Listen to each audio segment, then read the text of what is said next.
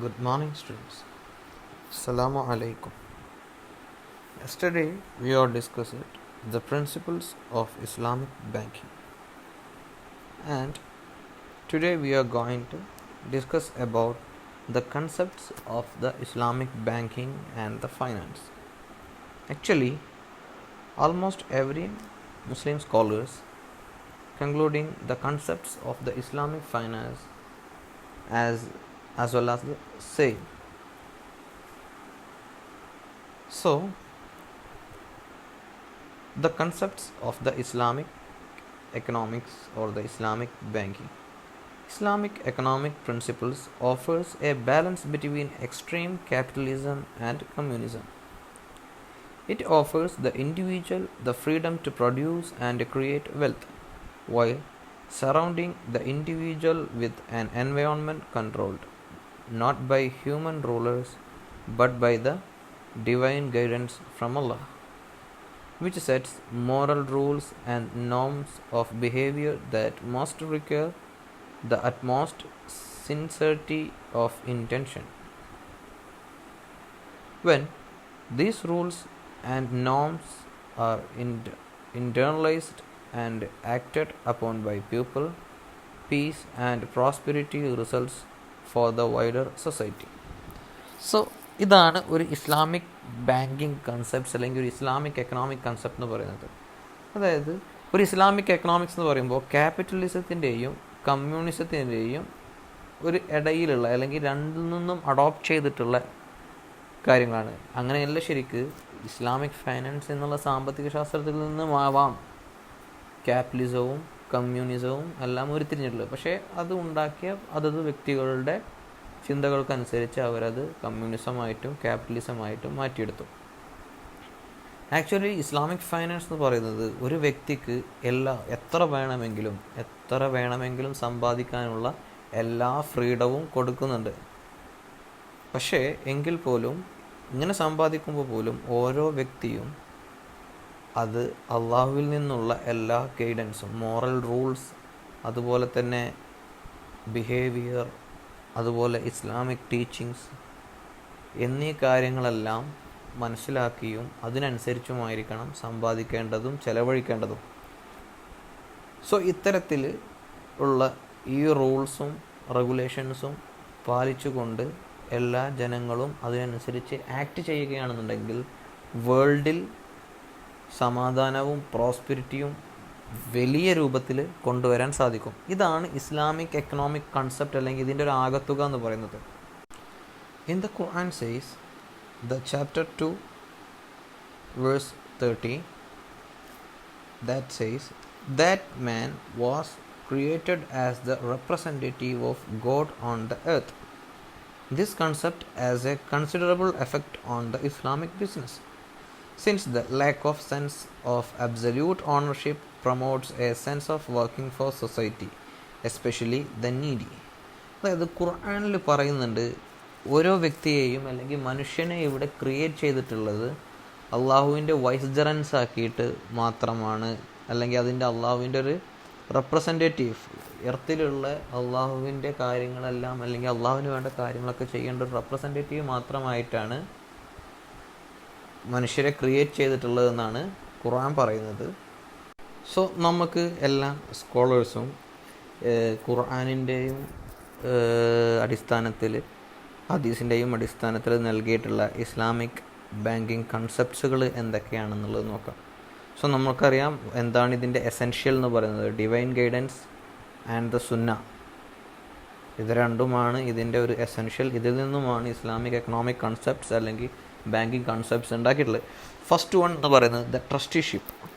The Quran says emphasize that all the resources of the earth belong to God, the Creator, who has made human being as a trustee for them. Humans are therefore accountable to God for the uses they make of these resources. The idea of trusteeship distinguishes the Islamic approaches to economics from materialistic approach such as extreme capitalism and socialism. അതായത് ഖുർആനിലെ 7-ാം സൂറത്തിൽ 57-ാമത്തെ അധ്യായത്തിൽ പറയുന്ന കാര്യം എന്ന് പറഞ്ഞു കഴിഞ്ഞാൽ എർത്തിലുള്ള എല്ലാ റിസോഴ്സസും അള്ളാഹുവിൽ നിന്നുള്ളതുമാണ്. അള്ളാഹുവാണ് അതിൻ്റെ ക്രിയേറ്റർ. ആൻഡ് നമ്മൾ മനുഷ്യരെ ക്രിയേറ്റ് ചെയ്തിട്ടുള്ളത് അതിൻ്റെ ട്രസ്റ്റീസ് ആയിട്ട് മാത്രമാണ്.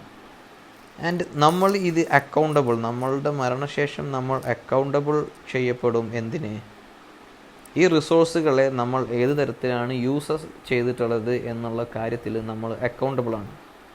അതുപോലെ തന്നെ ഇതിലെ ഈ ട്രസ്റ്റിഷിപ്പ് ഇസ്ലാമിക് എക്കണോമിക്സിൻ്റെ അപ്രോച്ചസ് പോലും മെറ്റീരിയലിസ്റ്റിക് അപ്രോച്ചസ് ആയിട്ട് ആണ് ഇസ്ലാം ഇതിനെ വിലയിരുത്തുന്നത്. അതുതന്നെയാണ് ക്യാപിറ്റലിസവും സോഷ്യലിസവും കടമെടുത്തിട്ടുള്ളത്. It introduces a moral and spiritual element into business life and has been made practicable by creating rules to govern individual behavior and public policy. So ഈ പറയപ്പെട്ടിട്ടുള്ള കാര്യം ഓരോ വ്യക്തികളിലും മോറലായിട്ടും സ്പിരിച്വലും ആയിട്ടുള്ള ബിസിനസ് ലൈഫിലേക്ക് നയിക്കും.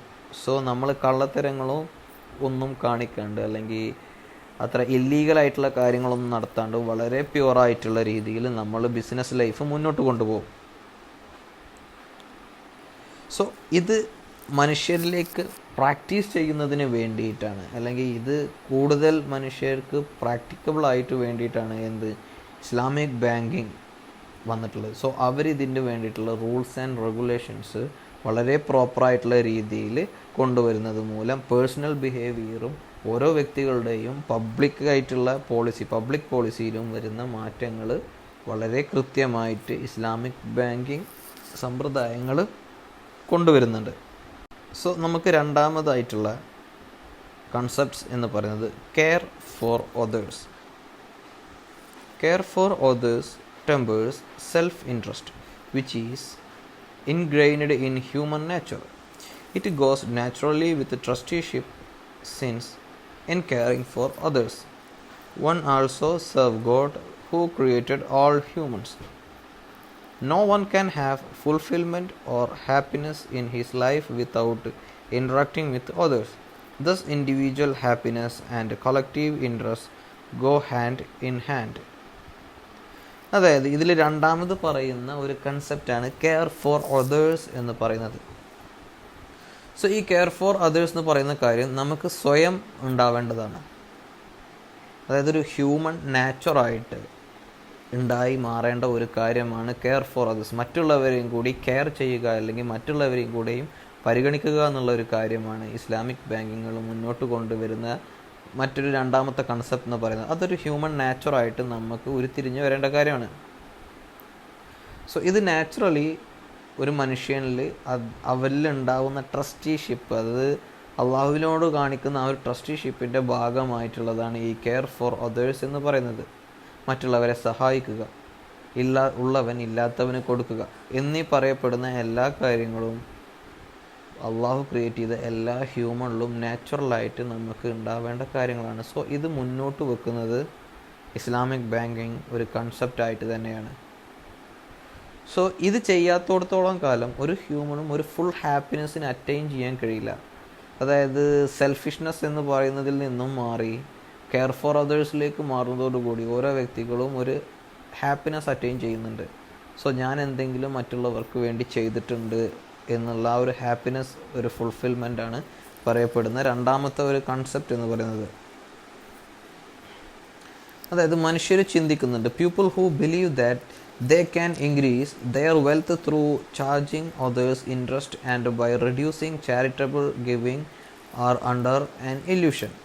അതായത് പല വ്യക്തികളും വിശ്വസിക്കുന്നുണ്ട് ഒരു ആളുടെ മേൽ ഇൻട്രസ്റ്റ് ചെലുത്തുന്നത് മൂലം അവർക്ക് ഒരുപാട് സമ്പാദിക്കാമെന്നും അതുപോലെ തന്നെ ഈ പറയപ്പെടുന്ന ചാരിറ്റി കൊടുക്കുന്നത് നിർത്തുന്നത് മൂലം ഒരുപാട് സ്വത്ത് ഒരുക്കൂട്ടുമെന്നുള്ളത് പല മനുഷ്യരിലും പല വ്യക്തികളിലും വരുന്ന ഒരു വിശ്വാസമാണ്.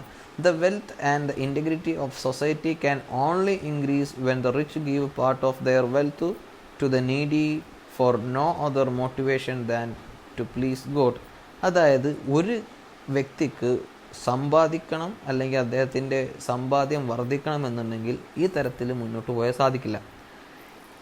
പൈസ ഉള്ള ഒരു വ്യക്തി അല്ലെങ്കിൽ റിച്ച് ആയിട്ടുള്ളൊരു വ്യക്തി പൂറായിട്ടുള്ള ആൾക്കാരിലേക്ക് സമ്പത്ത് മാറുമ്പോഴാണ്, അതായത് എക്കോണമിയിൽ സമ്പത്തിൻ്റെ സർക്കുലേഷൻ വരുമ്പോൾ മാത്രമേ ഉള്ളൂ സൊസൈറ്റി വളരുക. സോ സൊസൈറ്റി വളരുമ്പോൾ തന്നെയുള്ളൂ റിച്ച് ആയിട്ടുള്ള ആൾക്കാർക്ക് അവർക്ക് വീണ്ടും സമ്പാദിക്കാൻ കഴിയുക. സോ അത് അള്ളാഹുവിൽ നിന്നുള്ള അള്ളാഹുവിലേക്കുള്ള ഒരു പ്ലീസിങ്ങിലൂടെ മാത്രം നമുക്ക് ചെയ്യാൻ പറ്റുന്നൊരു കാര്യമാണ്. സോ അള്ളാഹുവിൻ്റെ ഒരു നിയമപ്രകാരം അല്ലെങ്കിൽ ഒരു ഗൈഡൻസ് പ്രകാരം ഉള്ളവൻ ഇല്ലാത്തവനിലേക്ക് കൊടുക്കുക എന്നുള്ള ഈ ഒരൊറ്റ കൺസെപ്റ്റ് വേണം കെയർ ഫോർ അതേഴ്സ് എന്നുള്ള ഈ ഒരു കൺസെപ്റ്റിൽ നമ്മൾ പഠിക്കേണ്ടത്. Those who have faith and vision of their future life understand this. അതാണ് അള്ളാഹു പറയുന്നത്.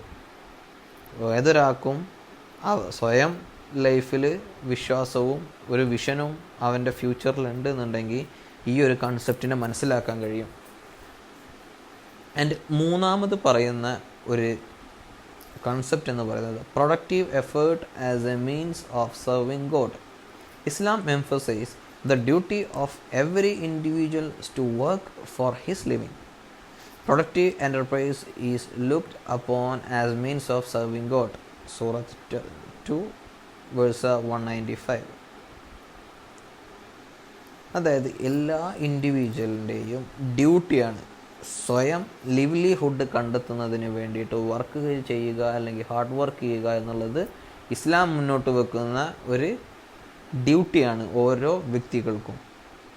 സോ പ്രൊഡക്റ്റീവായിട്ടുള്ള എൻ്റർപ്രൈസസ് അള്ളാഹുവിൽ നിന്ന് നമുക്ക് പുണ്യം ലഭിക്കുന്നതിന് കാരണമാകും. സോ നമ്മൾ എന്തെങ്കിലും കച്ചവടത്തിൽ ഏർപ്പെടുന്നത് അള്ളാഹുവിൽ നിന്നൊരു സുന്നത്താണ്, അല്ലെങ്കിൽ അത് അള്ളാഹു പറഞ്ഞ ഒരു കാര്യമാണ്. നമ്മൾ കച്ചവടം ചെയ്യുക നമുക്ക് ഹലാലാക്കപ്പെട്ട ഒരു മാർഗ്ഗമാണ്. സോ അത് അള്ളാഹുവിൽ നിന്ന് അള്ളാഹുവിലേക്കുള്ള ഒരു ഇബാദത്തായിട്ട് കണക്കാക്കപ്പെടുമെന്നാണ് ഖുർആൻ തന്നെ പറയുന്നത്. Islam requires wealth to be spend in the cause of God. This realization moves Muslims to greater efforts in their economic activities. ഇതിൽ നിന്നും നമ്മൾ മനസ്സിലാക്കേണ്ട ഒരു കാര്യം എന്ന് പറയുന്നത്, ഇസ്ലാം മുന്നോട്ട് വെക്കുന്നത് ഓരോ വ്യക്തിയും അവരുടെ സമ്പാദ്യം അള്ളാഹുവിൻ്റെ മാർഗത്തിലൂടെ മാത്രമായിരിക്കണം ചെലവഴിക്കേണ്ടത് എന്നുള്ള കാര്യമാണ്. സോ ഇതൊരു മുസ്ലിം റിയലൈസ് ചെയ്യുന്നതോടുകൂടി അത് ഒരു ഗ്രേറ്റർ എക്കണോമിക് ആക്ടിവിറ്റിയിലേക്ക് അല്ലെങ്കിൽ ഒരു ഗ്രേറ്റർ ആയിട്ടുള്ള എക്കോണമിക് കാര്യത്തിലേക്ക് അത് മുന്നോട്ട് നയിക്കും. സോ അള്ളാഹുവിൻ മാർഗത്തിൽ സ്പെൻഡ് ചെയ്യുക എന്ന് പറയുമ്പോൾ അതിൽ മെയിനായിട്ട് വരുന്നത് ഈ പറയപ്പെടുന്ന കെയർ ഫോർ അതേഴ്സ് ആൻഡ് അത്തരത്തിലുള്ള കാര്യം. സോ പുവറായിട്ടുള്ള അല്ലെങ്കിൽ സമൂഹത്തിലെ സൊസൈറ്റിയിലെ പാവപ്പെട്ട ആൾക്കാരിൽ ഒരുപാട് നല്ല രീതിയിൽ അവർക്ക് കച്ചവടം ചെയ്യുന്നതിനും അവർക്ക് സമ്പാദ്യം നേടിയെടുക്കുന്നതിനും വേണ്ടിയിട്ട് പൈസ ഉള്ള ആൾക്കാരിൽ നിന്നും ഫണ്ട് അങ്ങോട്ട് എത്തും. സോ ഇത് ഒരു ഗ്രേറ്റർ എക്കോണമിക് ആക്ടിവിറ്റി ആയിട്ട് മാറും. സോ ഇത്രയുമാണ് നമ്മൾ ഇന്നത്തെ ക്ലാസ്സിൽ പഠിക്കുന്നത്. ആൻഡ് ഇനിയും ഒരുപാട് കൺസെപ്റ്റ് നമുക്ക് ചർച്ച ചെയ്യാനുണ്ട്, ഡിസ്കസ് ചെയ്യാനുണ്ട്. സോ ഇൻഷാ അല്ലാഹ് നാളത്തെ ക്ലാസ്സിൽ നമ്മൾ ബാക്കി എല്ലാ ഡീറ്റെയിൽസും വ്യക്തമായിട്ട് പഠിക്കുന്നതാണ്. Thank you students.